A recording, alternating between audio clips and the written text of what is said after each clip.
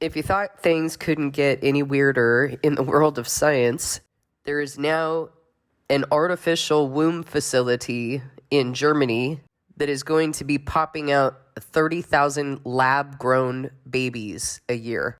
Lab-grown babies. I don't know if you can see this within science, the anti-creator, anti-Christ field of science that tries to covet God's creations.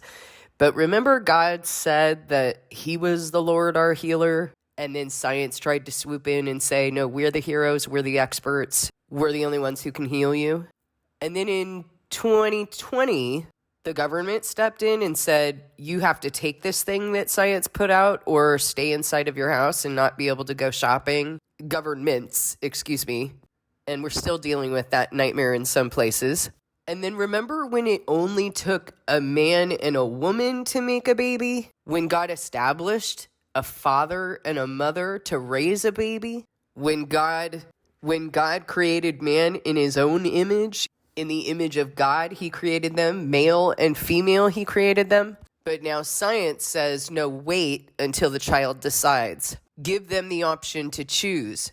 Kind of like give the woman the option to choose whether she's going to carry the life that God put inside of her or murder the life that God put inside of her. Do you not see all these things coming from that field? Well, let me introduce you to ecto-life.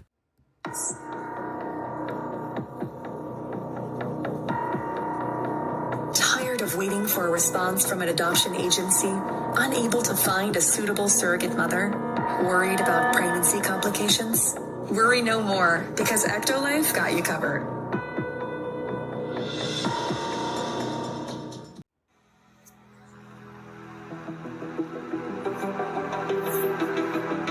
Introducing ecto-life, the world's first artificial womb facility, powered entirely by renewable energy. ecto-life allows infertile couple to conceive a baby and become the true biological parents of their own offspring.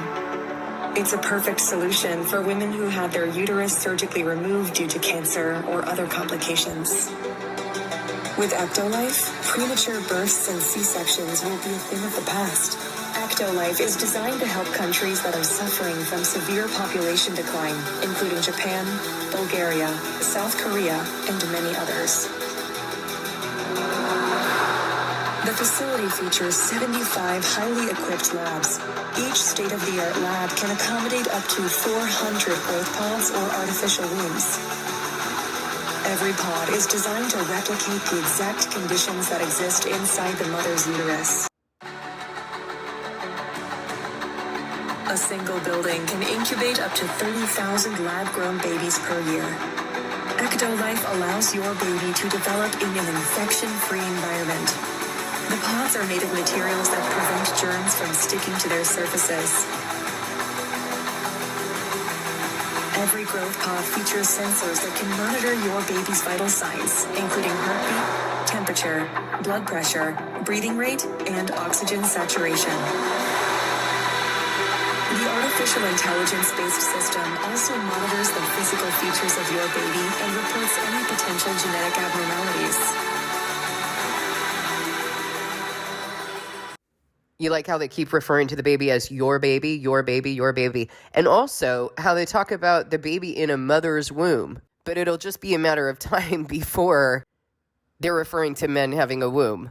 Just like they refer to demented men chest feeding. And people have social media platforms about how their baby won't latch on to their milkless, hairy nipple. Maybe that's because the baby knows better than these weirdos that nipple was not meant to be sucked on. You know exactly who this is for. This is not to solve some population problem in a country. This is not for women. This is designed for the sick and twisted perversion that is going on right now in this world. And that perversion that is intended to confuse and distort and covet what God has established and created. The other thing that you need to consider is if we are a temple and someone is putting this into your body, which I didn't hear them say anything about that happening. However, it's next. And we need to be considering What are the abominations that are going to cause desolation? What is going to incite God's jealous wrath? Not saying that this is the one, but it could be. But the thing that we need to be concerned about is, what did God establish, and how far is too far, you guys? When you start making a baby in a petri dish, how far is too far? Does God not have the ability to put a baby inside of a woman? Have we gone too far? Have we gone too far when we're going to these doctors to tell us whether or not we can have a baby, whether or not we're going to live or die? Because these things are things that God addressed in the Word. Is there no God in Ekron that you are going to consult of Beelzebub as to whether you will live or die? Because you have done this thing, you will surely die. That's what Ahaziah was told. Hannah, Rachel, Sarah, these women didn't need to go and do this. They didn't need to go get IVF. They prayed to God, and they believed that he could put a baby in their womb. And I can't tell you how many people I have spoken to where medicine has said, you cannot have babies. And God made it happen. How many women went through the painful procedure of getting IVF all to get pregnant naturally? Because God is capable of doing that, and this field is not God. Nor will God work through a field that is attempting to covet his sovereignty. I tell you all the time, look at the fruit. You got to look at the fruit. You got to discern the fruit and test the spirit. And pray about whether this field is something that God wants you to partake in.